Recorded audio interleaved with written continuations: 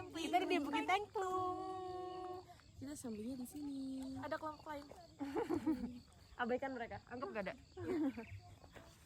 Stay tune. Pada hari Jumat 20 Juni 2025 pukul 7 hingga 13 waktu Indonesia Barat dengan suhu udara saat pengamatan berkisar 26 derajat Celcius. Bahan atau objek pengamatan yang digunakan adalah jenis herpetofauna yang berada di kawasan Bukit Tengklung, sedangkan alat yang digunakan antara lain strip net, sesar ikan, handphone, laptop, dan perangkat lunak Tasver.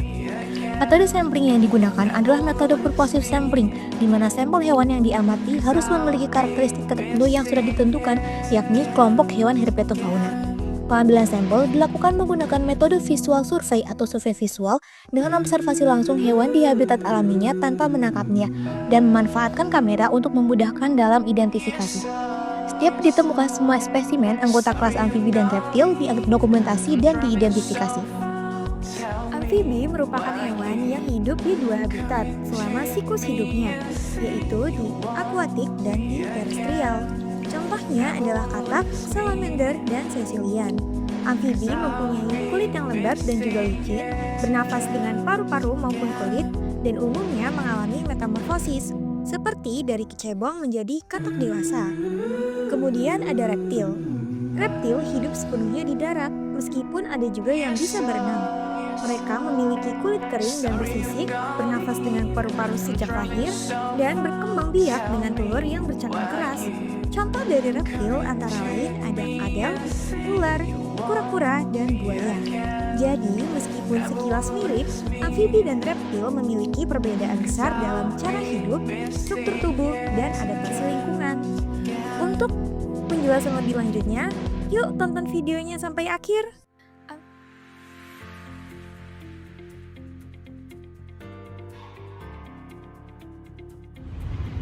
Kelas amfibi adalah kelompok hewan vertebrata berdarah dingin yang memiliki kehidupan di dua habitat, seperti di terestrial dan di akuatik selama siklus hidupnya. Kulitnya tipis, lembab, dan tidak bersisik, serta berperan penting dalam pernapasannya. Kelompok ini mengalami metamorfosis dari larva yang berinsang di dalam air hingga menjadi katak dewasa yang berparu-paru di terestrial. Ordo-anura seperti katak dan kodok merupakan anggota amfibi tanpa ekor ketika dewasa. Ciri khasnya adalah tubuh yang pendek, kaki belakang yang panjang untuk melompat, serta mata yang menonjol. Sebagian besar dari kelompok ini itu memiliki kulit yang licin, hidup di lingkungan yang lembab, dan berkembang biak di air dengan telur-telur yang menetas yang nantinya akan menjadi berudu. Berdasarkan sampling yang telah dilakukan, ditemukan berudu dari spesies Dutaprinus melanostictus yang berasal dari famili Buffonidae. Famili Buffonidae dicirikan dengan adanya benjolan-benjolan hitam di bagian atas tubuhnya dan moncong yang runcing. Jenis ini memiliki alur supraorbital hitam yang menyatu dengan alur supratimpanik tanpa adanya alur parietal. Kelenjar parotoid yang membentuk elips, ujung jari tangan dan kakinya tumpul, dengan selaput pada jari kaki yang mencapai lebih dari setengah panjang kaki. Oke, jadi jenis spesies yang kami dapatkan hasil sampling yang merepresentasikan dari kelas amfibia itu ada berudu dari Dutaprinus melanostictus yang kami dapatkan di kolam renang terbengkalai. Nah, berudu Dutaprinus melanostictus ini dikarakterisasi berdasarkan bentuk giginya yang berupa gigi gagal kecil yang tersusun dalam pola khas, yaitu 2, 2, 3, 1. Nah, gigi ini berfungsi untuk mengais makanan di dasar perairan. Pola perbedaan gigi ini umum digunakan dalam identifikasi larva anura karena mencerminkan karakter taksonomi spesifik dari suatu spesies. Berudu dari spesies ini memiliki karakteristik khas hidup di air tawar dan bernafas menggunakan insang yang menandakan bahwa masih dalam fase larva. Spesies ini berperilaku berkoloni dari berudu dan juga hingga dewasa dan memiliki kemampuan kamuflase sebagai bentuk pertahanan diri pada individu dewasanya. Nah, ciri lainnya itu mencakup aktivitas nokturnal dan berukuran kecil kurang dari 5 cm dengan kulit halus dan tidak berselaput.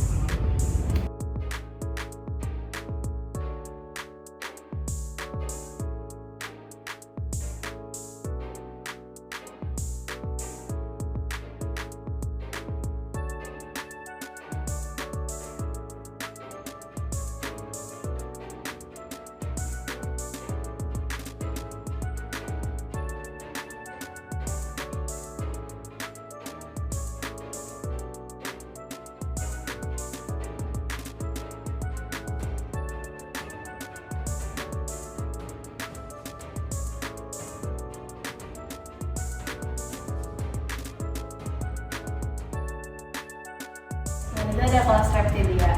Kelas reptilia merupakan hewan vertebrate berdarah dingin dengan tubuh yang bersisik yang membantu mengurangi kehilangan cairan sehingga dia itu mampu hidup di lingkungan yang kering. Nah, mereka ini tuh bernapasnya itu menggunakan paru-paru dan reproduksi secara internal yang umumnya itu bisa ovipar maupun ovovivipar. Nah, di Indonesia sendiri itu ada tiga ordo dari reptil ini, yakni ada Crocodilia, kemudian ada ordo Testudinata dan ordo Squamata. Kalau ordo Crocodilia sendiri itu karakteristiknya dia itu tubuhnya itu besar, terus rahangnya kuat dan mempunyai gigi yang tajam, serta kemampuan untuk menyergap mangsa di air itu dengan kuat.